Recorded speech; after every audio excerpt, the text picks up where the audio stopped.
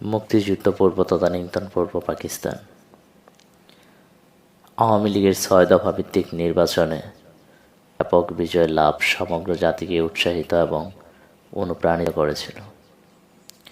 ৭০ সনের সেই নির্বাচনী ফলাফল বাঙালি জাতীয়তাবাদেরই চূড়ান্ত বহিঃপ্রকাশ বলে প্রতীয়মান হয়েছিল আমার কাছে। সেদিন আওয়ামী লীগের বিজয় জাতীয় উৎসবে পরিণত হয়েছিল। আওয়ামী লীগের আদর্শে বিশ্বাসী নয় এবং আওয়ামী লীগ বহির্ভূত এদেশের বুদ্ধিজীবী, আমলা, সেনাবাহিনী, পুলিশ, ইপিআর আর আনসার সহ সাধারণ জনগণ আওয়ামী লীগের বিজয়ে অভূতপূর্ব উল্লসিত হয়েছিল। সে মুহূর্তে আওয়ামী লীগ অতি সার্থকভাবে জাতীয়তাবাদী চেতনার ধারণ এবং লালন করেছিল। স্কুল, কলেজ, ভার্সিটিতে, খেতে খামারে, অফিস আদালতে, হাটে ঘাটে মাঠে, নদীতে সাগরে, এমনকি বিদেশ বিভুঁয়ে বসবাসরত প্রত্যেকটি বাঙালির বুক জাতীয়তাবাদী চেতনায় উদ্বেলিত আলোড়িত হয়ে উঠেছিল। আমরা বিহারি নই, আমরা নই পাঞ্জাবি, আমাদের পরিচয় আমরা বাঙালি। এই চেতনাবোধে জাগরিত হয়ে উঠেছিল বাঙালির মন ও প্রাণ। এর ব্যতিক্রম ছিল কেবল তারাই যারা ৭০-এর সে ঐতিহাসিক নির্বাচনে আওয়ামী লীগ ভূমিকায় লিপ্ত হয়ে শোচনীয় পরাজয় বরণ করেছিল। তারা আওয়ামী লীগের বিজয়ে ঘোষিত হতে পারেননি, বরং শঙ্কিত ও বিভ্রান্ত হয়ে পড়েছিল। তখন থেকেই তাদের মনে এ ধারণা বদ্ধমূল হয়ে ওঠে যে নির্বাচনে আওয়ামী লীগের অভূতপূর্ব বিজয়ের পেছনে প্রতিবেশী রাষ্ট্র ভারতের কারসাজি ছিল। উনি কি একথাও প্রমাণ করতে চেয়েছে যে ১৯৪৭ সনে ভারত বিভক্তির সময় যে সকল হিন্দুরা পূর্ববঙ্গ ছেড়ে পশ্চিমবঙ্গে স্থায়ীভাবে বসবাসের জন্য চলে গিয়েছিল, তাদের বেশ কটা সংখ্যা বর্ডার পাড়ি দিয়ে পূর্ব পাকিস্তানে শেখ মুজিবের পক্ষে ভোট প্রদান করার জন্য চলে আসে। এটা সত্য কি মিথ্যা তা জানা নেই। স্বাধীনতার এত বছর পরে ওই ধরনের একটি অভিযোগ শুনতে অনেকের কাছে আজগুবি মনে হলেও ব্যাপারটি আজ পর্যন্ত তলিয়ে দেখা হয়নি, কিংবা দেখার তাগিদও বোধ করেনি কেউ। আদৌ এমনটি হয়েছিল কি না, হলে তা স্বতঃস্ফূর্তভাবেই হয়েছিল না পূর্ব পরিকল্পিত? এ ধরনের পরিকল্পনার পেছনে উদ্দেশ্যই কী ছিল? শুধুই কেবল আওয়ামী লীগের বিজয়কে নিশ্চিত করা, না আরও সুদূর প্রসারী কিছু? এটা কি তবে প্রতিবেশী রাষ্ট্র ভারতের ওই মগজের খেলা ছিল, না আওয়ামী নেতৃবৃন্দ এ সম্পর্কে ছিল সম্পূর্ণ ওয়াকিবহাল? স্বাধীনতার ১৭ বছর পরেও আমার মতো একজন সাধারণ লড়াকু মুক্তিযোদ্ধার মনে এই প্রশ্নগুলো নিবৃত্তে উকিঝুঁকি মারে এ কারণেই যে ২৫শে মার্চের বয়ার রাতের হিংস্র শ্রবলের সাথে সাথেই পূর্ব পাকিস্তানের অধিবাসী এবং পূর্ব পাকিস্তানে নির্বাচিত আওয়ামী লীগের সংসদ সদস্যবর্গ কি করে পাকিস্তানের শত্রু হিসেবে পরিচিত ভারতের মাটিতে আশ্রয় গ্রহণের জন্য ছুটে যেতে পারল? কোন সাহসে কিংবা কোন আস্থার উপর ভর করেই বা তারা দলে দলে ভারতের মাটিতে গিয়ে হুমড়ি খেয়ে পড়ল? তাহলে কি গোটা ব্যাপারটাই ছিল পূর্ব পরিকল্পিত? তাহলে কি স্বাধীনতা বিরোধী বলে পরিচিত ইসলামপন্থী দলগুলোর সংখ্যা এবং অনুমান সত্য ছিল? তাদের সংখ্যা এবং অনুমান যদি সত্যি হয়ে থাকে, তাহলে দেশপ্রেমিক কারা? আমরা মুক্তিযোদ্ধারা, না রাজাকার আলবদর হিসেবে পরিচিত তারা? এ প্রশ্নের মীমাংসা আমার হাতে নয়। সত্যের উদ্ঘাটনই কেবল এই প্রশ্নের সঠিক উত্তর নির্ধারণ করবে। উত্তর যাই হোক, একজন মুক্তিযোদ্ধা হিসেবে আমার চিরদিনেরই দাবি থাকবে, আমি একজন মুক্তিযোদ্ধা, আমি সাচ্চা দেশপ্রেমিক।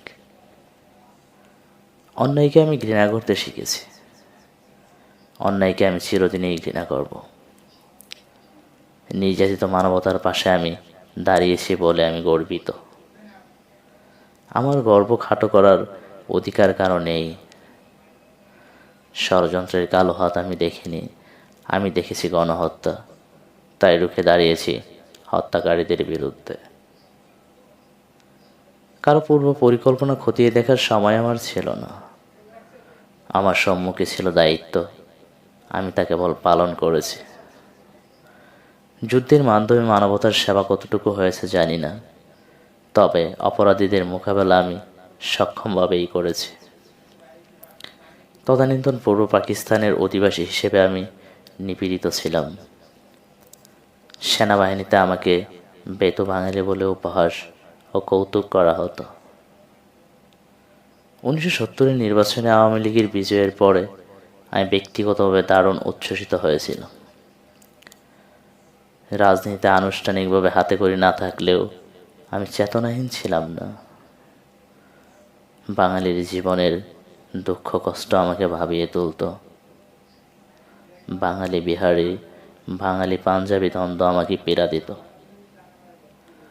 পূর্ব পাকিস্তান ও পশ্চিম পাকিস্তানের অর্থনৈতিক বৈষম্য আমাকে লাঞ্ছিত করত। তাই 70-এর নির্বাচনে আওয়ামী লীগের ঐতিহাসিক বিজয়ের মধ্যে আমি খুঁজে পেয়েছিলাম আমার অবিকশিত সত্তার মুক্তির প্রচ্ছন্ন ইঙ্গিত। সত্য অনুসরণে আমার নিষ্ঠা থাকলেও প্রতিহিংসার অনল আমাকে অহরহর দহন করেছে। এই অনল আমি জ্বলতে দেখেছি প্রত্যেকটি সাধারণ বাঙালির বুকে। এই প্রতিহিংসার দাবানল বিস্ফোরিত হলো আওয়ামী লীগের নির্বাচনী বিজয়ের মধ্য দিয়ে। বিহারি তাড়াও, পাঞ্জাবি তাড়াও, এক কথায় অবাঙালি পূর্ব পাকিস্তান থেকে তাড়াও, এই চেতনাটি অত্যন্ত স্বতঃস্ফূর্তভাবেই বিকশিত হতে লাগলো। 70-এর শেষ এবং 71-এর শুরুর সেই অগ্নিঝরা দিনগুলোতে পূর্ব পাকিস্তানের সংগ্রামী জনগণের মাঝে বিজয়ীদের চরম ঘৃণা ও বিদ্বেষ পরিলক্ষিত হলেও ইসলাম ধর্মের প্রতি বিদ্বেষ মোটেও পরিলক্ষিত হয়নি, অথবা ধর্মহীনতা আমাদের পেয়ে বসেনি।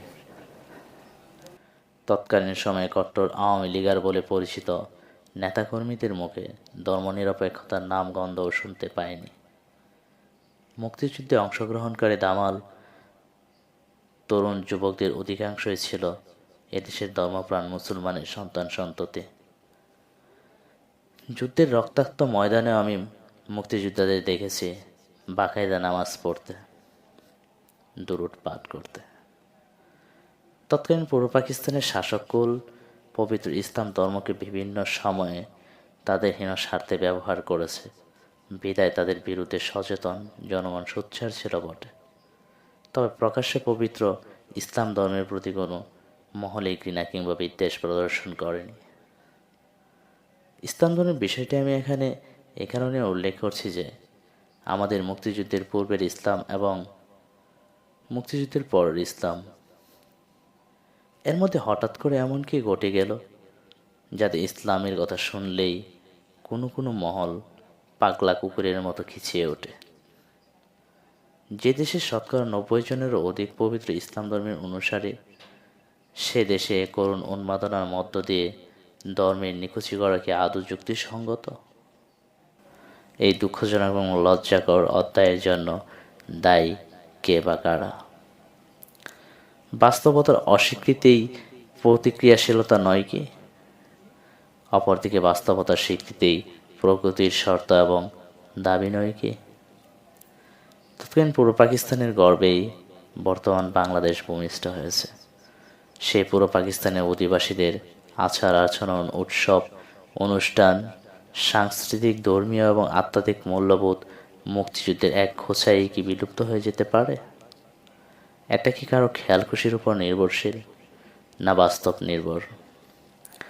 আমাদের বস্তুনিষ্ঠ বিশ্লেষণ আমাদের জাতীয় জীবনকে সুষ্ঠুভাবে বিকশিত করতে সক্ষম।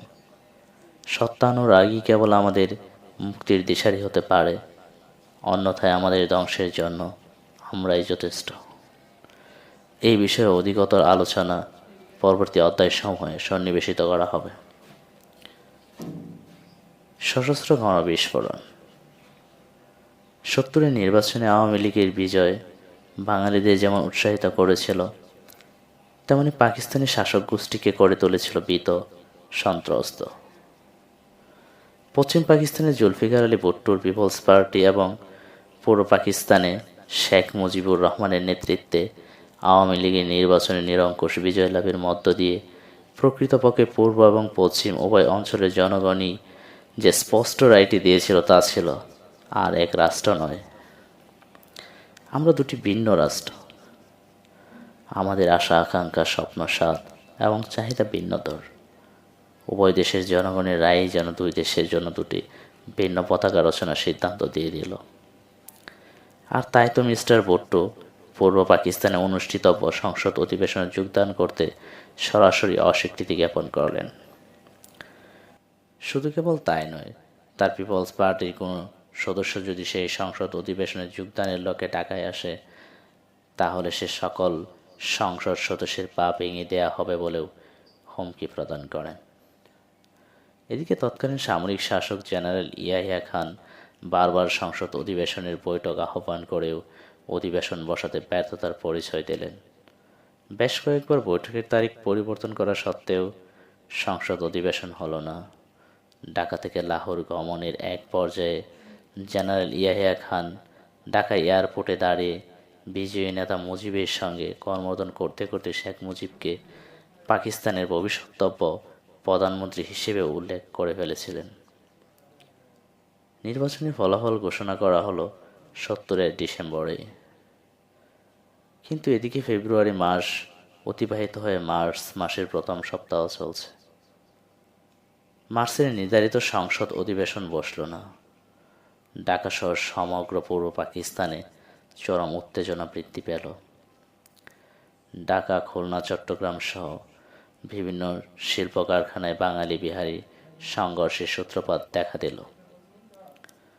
বাঙালি জাতীয়তাবাদী চেতনায় গোটা জাতি হয়ে উঠল বলিষ্ঠ থেকে বলিষ্ঠতর এবং প্রচণ্ডভাবে উদ্দীপ্ত।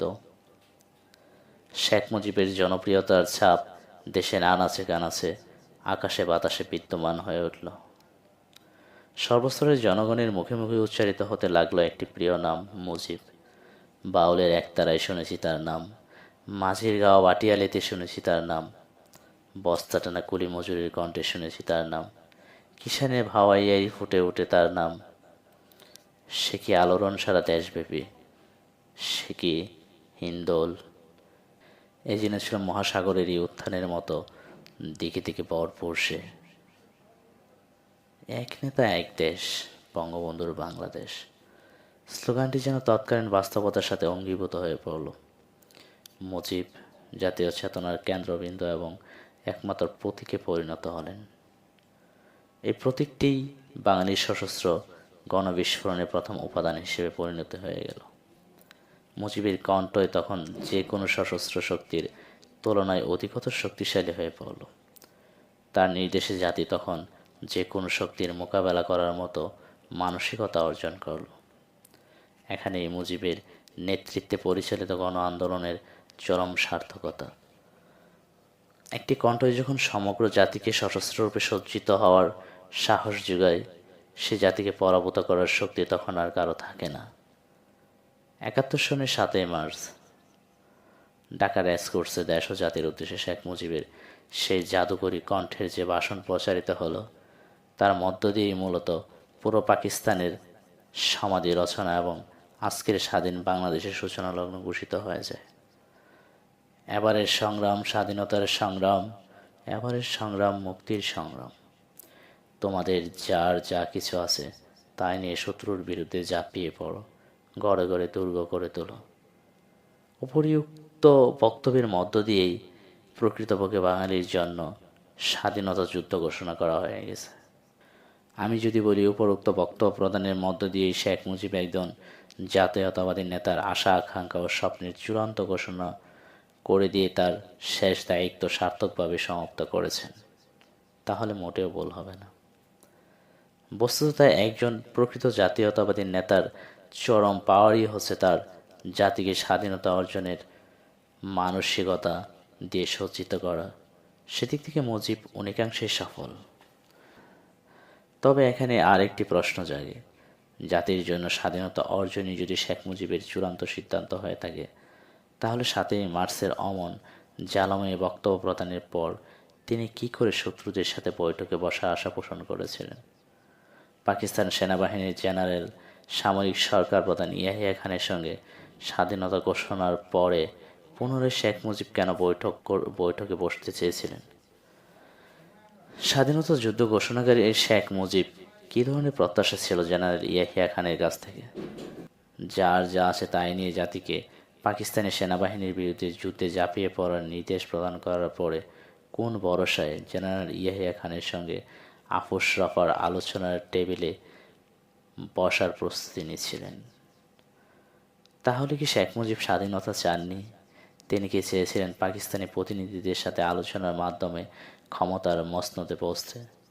জাতিকে চূড়ান্ত ত্যাগের জন্য নির্দেশ দিয়ে তিনি ব্যক্তিগতভাবে কোন ত্যাগের প্রস্তুতি না নিয়েই 7ই মার্চ থেকে 25শে মার্চ পর্যন্ত কেনই বা শত্রুপক্ষের সঙ্গে বৈঠকের চিন্তায় মগ্ন ছিলেন?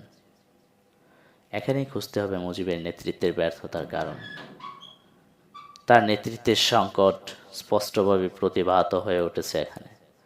একটি জাতীয়তাবাদী আন্দোলনের চূড়ান্ত পর্যায়েই হচ্ছে স্বাধীনতা যুদ্ধ, এবং যেমনটি একটি ঐতিহাসিক পর্বে নেতৃত্বদানের লোভ এবং মোহ থাকলেই নেতা হওয়া যায় না।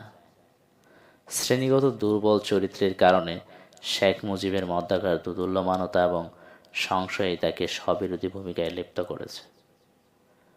তাই স্বাধীনতার সংগ্রাম, মুক্তির সংগ্রাম এ ধরনের বক্তব্য করতে যেমন তার বাধেনি, তেমনি বাধেনি মুক্তির সংগ্রাম ঘোষণা করার পরেও শত্রুপক্ষের সঙ্গে আলোচনার টেবিলে বসার জন্য অপেক্ষা করতে। দেশের তখনকার বাস্তব অবস্থা স্বাধীনতা যুদ্ধ ঘোষণার পক্ষেই ছিল। তাই তখনকার ছাত্র নেতৃত্বের চাপেই শেখ মুজিব 7ই মার্চের ভাষণে এবারের সংগ্রাম স্বাধীনতার সংগ্রাম, এবারের সংগ্রাম মুক্তির সংগ্রাম এই ধরনের ঘোষণা দিতে বাধ্য হয়েছিলেন। জেনারেল ইয়াহিয়া খানের সঙ্গে এক বৈঠকে তিনি প্রকাশ্যে বলেও ফেলেছিলেন, আমি যদি আপনার কথা মতো কাজ করি তাহলে ছাত্র নেতারা আমাকে গুলি করবে, আর যদি আমি ছাত্র নেতাদের কথা মতো চলে তাহলে আপনি আমাকে গুলি করবেন। বলুন তো এখন আমি কি করি? শেখ মুজিব তার নেতৃত্বে অসহায় এবং করুণ অবস্থায় ফুটিয়ে তুলেছিলেন তার উপরিউক্ত বক্তব্যের মধ্য দিয়ে। তবে সংগ্রামী ছাত্র নেতৃত্ব এবং জেনারেল ইয়াহিয়া খান এই দুইয়ের মাঝখানে আর যে ঘটনাটি বিদ্যমান ছিল তা হলো বাঙালি জনগণের স্বাধীনতার পক্ষে সচেতনতা। শেখ মুজিব একদিকে ছাত্র নেতৃত্বের কাছে নতি স্বীকার করে স্বাধীনতার পক্ষে যেমন কাজ করেছিলেন, ঠিক তেমনি পাকিস্তানি সেনাবাহিনীর কাছে আত্মসমর্পণের মধ্য দিয়ে চেষ্টা করেছিলেন পাকিস্তানকে রক্ষা করতে। শেখ মুজিবের এই স্ববিরোধী ভূমিকার জন্য ইতিহাস একদিন তাকে আসামের কাঠগড়ায় দাঁড় করাতে বিস্ময়ের কিছু থাকবে না। তবে শেখ মুজিবের এই স্ববিরোধী ভূমিকার জন্য জনগণের যুদ্ধ থেমে থাকেনি। 1971 সনের সেই ভয়াল 25শে মার্চের রাতে পাকিস্তানি বাহিনীর হিংস্র বর্বরদের মতো নিরস্ত্র ঘুমন্ত বাঙালিদের উপর ঝাঁপিয়ে পড়ার সাথে সাথেই সমগ্র পূর্ব পাকিস্তানে প্রতিরোধের বারুদ জ্বলে উঠেছিল। সে অবস্থায় নিরস্ত্র বাঙালিদের সশস্ত্র রূপ ধারণ করতে সময় লাগেনি। মৌমাছির চাকে ডিল ছুঁড়তেই যেমন আক্রমণকারী নিজেই আকস্মাৎ আক্রান্ত হয়ে পড়ে, ঠিক তেমনই সেদিন ঘটেছিল পাকিস্তানি হানাদার বাহিনীর ভাগ্যে। গণ আন্দোলন অবশেষে রূপান্তরিত হলো সশস্ত্র বিস্ফোরণে। তবে শেখ মুজিবের অনুপস্থিতিতে বাঙালিদের জন্য ছিল দুর্ভাগ্য এবং ব্যক্তি মুজিবের জন্য ছিল রাজনৈতিক বিপর্যয়। নেতৃত্বহীন অবস্থায় একটি জাতির সশস্ত্র গণবিস্ফোরণ যেমন হতে পারে আত্মবিধ্বংসী, তেমনই তা হতে পারে নিদারুণ বিপজ্জনক। কিন্তু 1971 সনের সশস্ত্র গণবিস্ফোরণ শেষ পর্যন্ত যে একটি সফল মুক্তিযুদ্ধের রূপ নিতে সক্ষম হয়েছে তার পিছনে কোনো একক নেতৃত্বের নয়, সমগ্র সংগ্রামী জনগোষ্ঠী সে কৃতিত্বের দাবিদার। জনগণের সশস্ত্র বিস্ফোরণই প্রয়োজনের তাগিদে বিকল্প নেতৃত্ব জন্ম দিয়েছে। সশস্ত্র গণবিস্ফোরণ যুগে যুগে এভাবে নতুন নেতৃত্বের জন্ম দিয়ে থাকে। শেখ মুজিব ও মুক্তিযুদ্ধের চেতনা। মুক্তিযুদ্ধের চেতনা নিয়ে ইদানিং প্রচণ্ড বাকবিতণ্ডা হচ্ছে। বাকবিতণ্ডার কারণও রয়েছে প্রচুর। একটি নেতৃত্বহীন স্বতঃস্ফূর্ত গণবিস্ফোরণকে যে যার মতো পুঁজি করার চেষ্টা চালাচ্ছে। এই সশস্ত্র গণবিস্ফোরণটি যে মুক্তিযুদ্ধের রূপ নেবে সে ধারণা আওয়ামী লীগের নেতৃত্ব সহ অনেকেরই ছিল না। 25শে মার্চ রাতে পাক হানাদার বাহিনী ওই রকম বর্বর হামলা পরিচালনা করবে তেমন ধারণা আওয়ামী লীগ নেতৃত্বের মধ্যে ছিল না। আওয়ামী লীগ নেতৃত্বের কোনো ধরনের প্রস্তুতিই ছিল না। তাদের মনে ছিল কেবল ক্ষমতা দখলের রঙিন স্বপ্ন ও প্রত্যাশা। তারা যখন নীতিতে মন্তব্য করেন যে পাক সেনাবাহিনীর আক্রমণ ছিল আকস্মিক ও অপ্রত্যাশিত, এই ধরনের বক্তব্য কি প্রমাণ করে না যে তাদের মধ্যে যুদ্ধ চেতনা ছিল সম্পূর্ণভাবে অনুপস্থিত? আওয়ামী লীগের বেশ উচ্চস্থানীয় নেতৃবৃন্দের মন্তব্য পর্যালোচনা করে দেখলে এই ঘটনার সততা বেরিয়ে আসবে। মুক্তিযুদ্ধ চলাকালীন এবং যুদ্ধোত্তরকালে আওয়ামী লীগ নেতৃবৃন্দের অনেকের সঙ্গে আমার কথাবার্তা হয়েছে। 25শে মার্চ রাতের কথা স্মরণ করে অধিকাংশ নেতৃবৃন্দই শিউরে উঠেছেন, জবাব দিয়েছেন যে তাদের নাকি কল্পনায়ও ছিল না পাকিস্তান আলোচনার পথ ত্যাগ করে আক্রমণ করবে। অনেকে মার্শালও জারি হতে পারে পর্যন্ত ধারণা করেছেন। তবে আওয়ামী লীগের অধিকাংশ নেতৃত্বের বাসায় তারা কল্পনাও করতে পারেনি পাকিস্তানি সেনাবাহিনী অমন বর্বরভাবে আক্রমণ করবে। উপরিউক্ত মন্তব্য থেকে এটা অতি পরিষ্কার যে আওয়ামী লীগের শীর্ষস্থানীয় নেতৃবৃন্দের চেতনায় মুক্তিযুদ্ধের ধ্যান ধারণা কোনো অবস্থায় ছিল না। মুক্তিযুদ্ধের বিদ্যমান ধ্যান ধারণার অধিকারী হলে এই ধরনের উচ্চ পর্যায়ের নেতৃবৃন্দ শেখ মুজিবের 7ই মার্চের ভাষণের পর থেকে সতর্ক হয়ে যেতেন এবং যুদ্ধের জন্য নিদেন পক্ষে মানসিক প্রস্তুতি গ্রহণ করতেন। তাদের নেতা শেখ মুজিব স্বয়ং যেখানে পাকিস্তানের বিরুদ্ধে স্বাধীনতা যুদ্ধ ঘোষণা করে দিলেন, আর সেক্ষেত্রে প্রথম সারির নেতৃবৃন্দ সুবোধ বালকের ন্যায় সরলভাবে স্বীকার করেছেন যে পাক বাহিনী যে ওই রকম বর্বরভাবে বাঙালির উপর হামলা চালাবে তা নাকি তারা ভাবতেও পারেননি। পাকিস্তানিদের বিরুদ্ধে প্রকাশ্যে যুদ্ধ ঘোষণা করা হচ্ছে, আর সেই দলের নেতারা বিস্ময় প্রকাশ করেছেন শত্রুপক্ষের হামলার ধরন দেখে। সত্যি সত্যি রক্তক্ষয়ী মুক্তিযুদ্ধটা না হয়ে গেলে ব্যাপারটা কেবল কৌতুক করেই ছিল বইকে। কিন্তু জাতির প্রচণ্ড রক্তক্ষরণ ঘটে গেছে বলে ওই সকল নেতাদের দায়িত্বহীন, চেতনাহীন এবং অপদার্থতায় প্রমাণিত হয়েছে তাদের ওই ধরনের বিস্ময়বোধ থেকে। এত গেল আওয়ামী লীগের প্রথম সারির নেতৃবৃন্দের মুক্তিযুদ্ধ চেতনায় একটি নমুনা মাত্র। মুক্তিযুদ্ধের চেতনা আসলে বস্তুটি কী এবং কোথায় সে সম্পর্কে স্পষ্ট ধারণা বা ব্যাখ্যা কারো কাছে পাওয়া যায়নি। তবে মুক্তিযুদ্ধের পরে অনেকেই মহারথী মুক্তিযুদ্ধের চেতনার এক এক ব্যাখ্যা দাঁড় করানোর প্রয়াস নিচ্ছেন। বিদ্যা বুদ্ধির দৌড় তো আমাদের কম নয়, সুতরাং কোনো কিছুর সংজ্ঞা বা ব্যাখ্যা দাঁড় করাতে আর কতক্ষণ লাগে? ঘটেছেও ঠিক তাই। যার যার মতন সবাই সংজ্ঞা বা ব্যাখ্যাও দিয়ে যাচ্ছেন। তবে বক্তব্য বিবৃতিতে সবারই এক কথা, মুক্তিযুদ্ধের চেতনা রক্ষা করতে হবে। অতি বিজ্ঞতাসুলভ ভঙ্গিতে সকলে এই কথাই আওড়িয়ে যাচ্ছেন। এছাড়া তো উপায় নেই, কারণ এ থেকে সামান্য একটু হেরফের হয়ে গেলেই অমানি প্রমাণিত রাজাকার একজন মুক্তিযোদ্ধার বিরুদ্ধে এই বলে অভিযোগ দাঁড়াবে যে অমুক মুক্তিযোদ্ধা মুক্তিযুদ্ধের চেতনার বিরোধিতা করেছে। সুতরাং মুক্তিযুদ্ধের চেতনাটা যে কী এবং কাদের এই চেতনা, এ নিয়ে ভয়ে আর কেউ তুলিয়ে দেখতে যাচ্ছে না। যাক বাবা, যেমন আছে তেমনই থাক।